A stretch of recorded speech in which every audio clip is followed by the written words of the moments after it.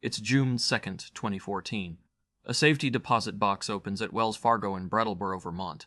Inside, there's no gold, no diamonds, no secret documents, just paper. Yellowed, fragile paper, stacked 5 inches thick, stock certificates, 95 different companies, a portfolio that would make professional investors weep. The woman holding them is Lori Rowell, stepdaughter to the man who owned them. She's looking at a fortune worth $8 million. A man making minimum wage just died, and somehow he'd hidden a multi-million-dollar empire from everyone around him. This is the story of Ronald Read the janitor, who became a millionaire by doing absolutely nothing special. Except everything. Ronald Read was 5 feet tall. He wore a flannel shirt, usually ripped. His denim coat was held together with safety pins, not out of style, but because he'd calculated that a $12 replacement zipper was money wasted. When he walked through Brattleboro, Vermont, people saw poverty.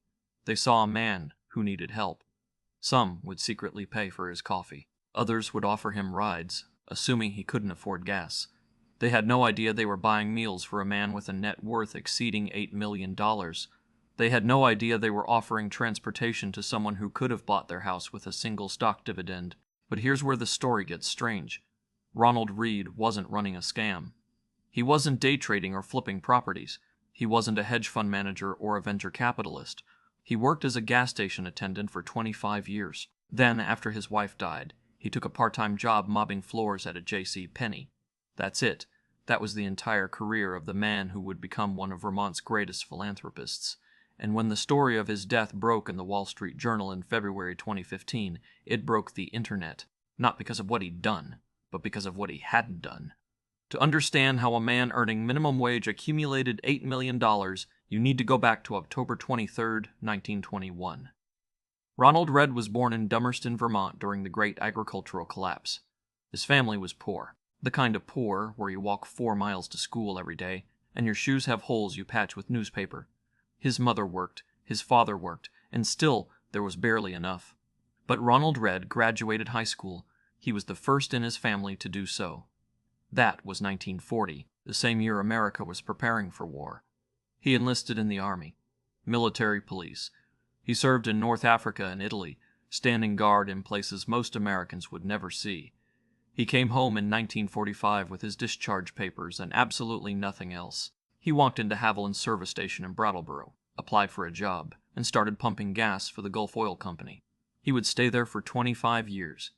This is important. He didn't dream of entrepreneurship. He didn't start a business. He pumped gas. He collected payment. He cleaned the bathrooms. But something happened during those 25 years, something so subtle that almost nobody noticed. Ronald Read started buying stocks. At some point in the late 1950s, he walked into a brokerage office with a paycheck and asked a simple question. How do I invest in the companies I see people using every day? The broker probably didn't take him seriously. A gas station attendant with no college degree, no family connections, no inside knowledge. But Read was serious. He bought his first stocks and held them. No trading, no panic selling, no chasing hot tips. In 1959, he bought a house for $12,000. It was modest. It had no pretense. In 1960, he met a woman named Elsie. She had 2 children from a previous marriage. They married. For 10 years, they lived together in that small house while Read's portfolio grew quietly, invisibly, without fanfare. And then, in 1970, Elsie died. She was killed by cancer. Ronald Read was 49 years old. He never remarried. His wife's death changed something fundamental in him, not his spending, which had always been minimal, but his focus. After Elsie died, Read seemed to understand something that most people never learn. Money is time, and the only irreplaceable resource is time itself. He stopped spending on anything except the absolute necessities. He bought clothes at thrift stores. He cut his own firewood. He parked blocks away from destinations to avoid parking meter fees. His colleagues at the gas station thought he was poor. His neighbors thought he was struggling. The owner of the diner where he occasionally ate felt sorry for him. None of them realized that while they were spending money on vacations and cars and home improvements, Ronald Read was compounding. Here's what they didn't understand about the mathematics at work. When you buy a stock and hold it for 55 years, you don't just benefit from price appreciation. You benefit from dividends. And if you reinvest those dividends, which Read did, you trigger a phenomenon that Albert Einstein allegedly called the most powerful force in the universe: compound interest. In 1979, after 25 years at the gas station, Read retired. He was 58 years old. Most people would call it early retirement, but Read, bored by having too much free time, took a job as a janitor at J.C. Penney. Not a manager, not a stock boy, a janitor. He mopped floors and cleaned bathrooms for 17 years while his portfolio continued to compound silently in bank vaults across New England. The selection of his stocks reveals something crucial about how his mind worked. He didn't chase trends. He didn't buy technology stocks or hot IPOs. Instead, he bought companies he understood. Companies he saw people using every single day. Procter & Gamble, Johnson & Johnson, Smuckers, CVS, utilities, banks, railroad stocks. These weren't glamorous holdings. These were boring, dividend-paying, rock-solid companies. Blue chips. Companies that made sense. But there's a hidden advantage to boring. When the stock market crashed in 1987, the S&P 500 lost 22% in a single day. Read didn't panic. When the dot-com bubble burst in 2000, companies that had been valued in the billions simply vanished. Read held his position, and when the financial crisis of 2008 arrived, the worst economic collapse since the Great Depression, Read watched his portfolio lose nearly 40% of its value. He did nothing. He sold nothing. He held his positions because he understood that crashes are temporary and that a dividend check still arrives even when the stock price falls. This is where a critical decision reveals itself. Most investors, when facing a market crash, face a choice. They can panic and sell, locking in losses, or they can hold and hope for recovery. Read did something different. He held. But there's a third option that most people never consider. He could have bought more. During a crash, dividends arrive cheaply. A stock that paid a $1 dividend at $50 a share, now paying the same dividend at $25 a share, offers better value. Read's disciplined holding strategy meant that when markets recovered, his portfolio didn't just bounce back. It bounced back more powerful than before because he'd owned more shares. By the late 1990s, Read was in his late 70s. He'd been working at J.C. Penney for nearly 2 decades, mopping floors while earning more in quarterly dividend checks than most middle managers earned an annual salary. He never cashed the checks, he reinvested them. The compounding had reached critical mass. But nobody knew. The man who was quietly becoming a multi-millionaire looked like a destitute elderly worker, and that's how he wanted it. In 2000, he retired from J.C. Penney. He was 79 years old. By then, his daily routine had calcified into a ritual. He would walk to Brooks Memorial Library and sit in the same chair reading the Wall Street Journal and Barron's, tracking his portfolio with the precision of a professional money manager. He had no computer. He had no brokerage app. He had paper and newsprint, and a brain that had learned to calculate compound growth the way a musician learns to hear harmony. He drove a second-hand 2007 Toyota Yaris. He wore shoes held together with duct tape. He ate breakfast sandwiches at the hospital cafeteria, the same hospital he would eventually leave millions to, because they offered the best value. He parked in the remotest spots to avoid dings. Every decision, every expenditure was filtered through the lens of long-term value. Spend $1 today, and you lose 70 cents of future compounding. That's how his brain worked. But here's the thing that nobody understands about people like Ronald Read. He wasn't depriving himself to become rich. He'd already become rich. He was maintaining a lifestyle that felt true to him. He genuinely didn't want a nicer house. He genuinely didn't care about impressing people. The money was never the point. The compounding was the point. The game was the point. The deep satisfaction of watching something grow from seeds you planted decades ago. The 2008 financial crisis presented him with one of his greatest tests. Lehman Brothers, one of the most prestigious investment banks in America, collapsed. Read held Lehman Brothers stock. He watched it plummet to zero. Friends urged him to sell before it hit bottom. He didn't. He simply accepted the loss and moved on. One stock among 95. Diversification is insurance. And insurance means that when one company fails, the portfolio survives. In 2013, as Read entered his 93rd year, his health began to deteriorate. He slowed down. The daily trips to the library became less frequent.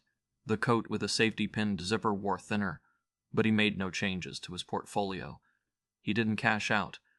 He didn't suddenly decide to enjoy the money. He simply waited. On June 2nd, 2014, Ronald Read died. He was 92 years old. There was no death notice in the Wall Street Journal, no obituary in Forbes. He died as quietly as he'd lived, like a man of no particular importance.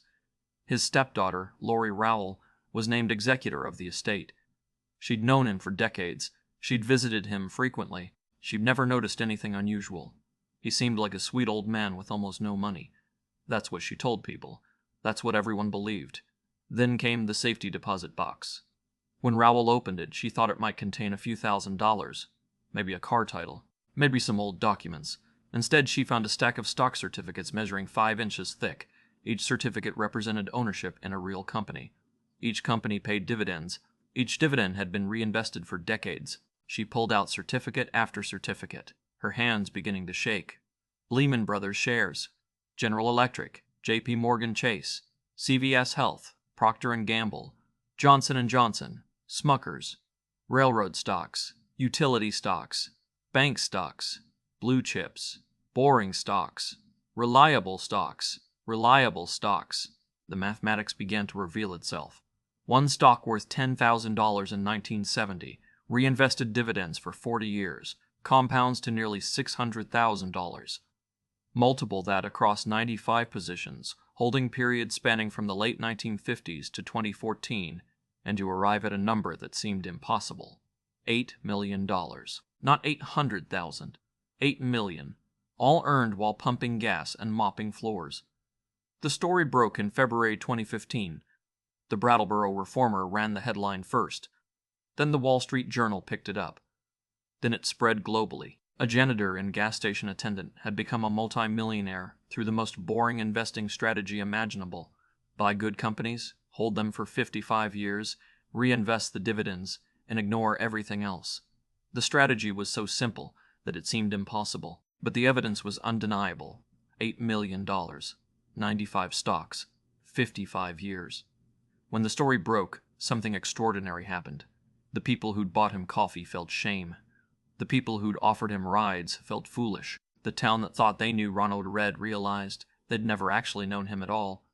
The quiet man who sat in the library every day reading the newspaper had been running one of the most successful investment portfolios in Vermont history, and nobody had noticed because he'd specifically engineered it that way.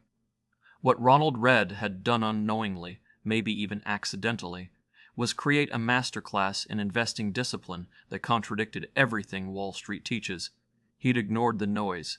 He'd rejected market timing. He'd avoided fees by holding physical certificates instead of using a brokerage account, thereby sidestepping the 1-2% annual advisory fees that would have eroded millions in compounding. He'd diversified across 95 positions, protecting himself from catastrophic losses, and he'd simply waited. The power of his strategy is visible in the numbers. $8 million. But more importantly, the source of those millions reveals something about the nature of wealth that most people never grasp. He was never the smartest person in the room. He wasn't an insider trader. He didn't have a special ability to predict market movements. He simply understood that time is a weapon, and that time multiplies money. Every year he didn't need to spend money. The compounding accelerated. Every crash he survived without panic selling meant the recovery would compound from a higher base. Every decade he stayed disciplined meant the exponential curve grew steeper. The estate was distributed. $4.8 million went to Brattleboro Memorial Hospital, the largest donation in the hospital's history. The money funded renovations, updated equipment, expanded services. $1.2 million went to Brooks Memorial Library, the library where he'd read the newspaper every day for 15 years. The endowment generates approximately $60,000 annually, securing the library's budget indefinitely. The remaining funds went to his stepchildren and selected friends. Some people received money they'd never expected. A neighbor who'd bought him a coffee years ago was shocked to receive $5,000 in his will. A hospital cafeteria worker who'd always made sure he got extra servings received $10,000. But here's the epilogue that should haunt us. Ronald Read's story became a phenomenon because it violated our expectations so completely. We believe that wealth requires action, entrepreneurship, risk-taking, genius. We don't believe that wealth accumulates through patience and frugality. We don't believe that the most powerful investment strategy is to simply hold and wait. and we especially don't believe that the person executing this strategy would look like a homeless man in a safety-pinned coat. The irony is suffocating. Neighbors offered to help a man who needed nothing. Friends gave advice on how to save money to someone who was compounding millions. A town felt pity for one of its wealthiest residents. A woman sat next to him at the library cafeteria and had no idea that the man reading the financial news was a portfolio manager of extraordinary skill not through training, but through discipline. Ronald Read proved something radical, that you don't need to be smart to build wealth. You need to be patient. You don't need to be connected. You need to be disciplined. You don't need to be lucky. You need to be consistent. And you absolutely do not need to announce it to the world. In fact, announcing it is probably the fastest way to ruin it. He is buried in a modest plot in Vermont under a simple headstone. The library he loved now houses his name. The hospital he visited for affordable breakfast sandwiches now has a wing bearing his legacy. And somewhere in an archive, there are 95 stock certificates, each representing a small decision made decades ago to buy a good company and hold it. The question that haunts everyone who learns his story is the same. If Ronald Read could do this, why can't I? And the answer is equally simple and terrifying. You probably can. You just have to be willing to live like you can't. You have to be willing to park blocks away from your destination to save quarters. You have to be willing to wear a coat held together by safety pins for 20 years. You have to be willing to spend nothing while everyone around you spends everything. And you have to be willing to die without anyone ever knowing that you won. Because Ronald Read didn't want them to know. He never needed them to know. The compounding was reward enough.